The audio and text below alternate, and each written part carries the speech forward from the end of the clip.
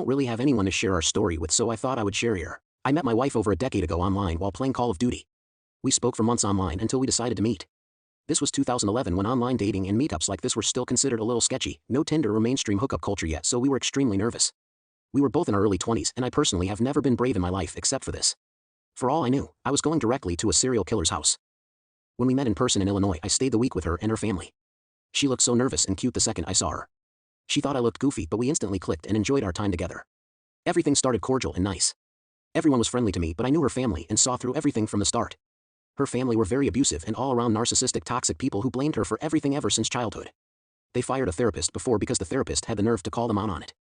The night I was set to leave, some major drama unfolded when I was packing my things, and it got really hostile really fast.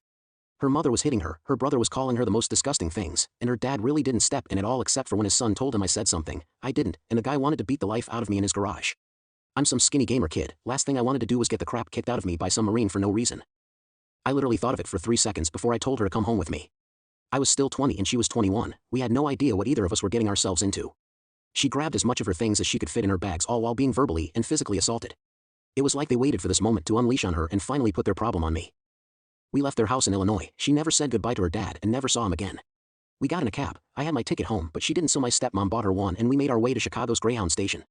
Our bus was until 7:15 a.m. and it was like 9 p.m. so the cab driver took us on a tour of downtown Chicago. I remember apologizing to the driver for not having a lot of money for a tip. I gave him a few dollars in dimes and nickels as that was almost all of my money left. Eventually we ended up at the station and waited. They wanted to weigh our luggage and her stuff was overweight in one bag but not the other, so we started moving stuff from one bag to the other when we found a bunch of dog poop in the bag that her brother must have tossed in. We figure everything out and the bag weights worked out. I remember buying a small order of fries and sharing them with her. We get on the bus with the smelliest crust punks on earth and it was no good.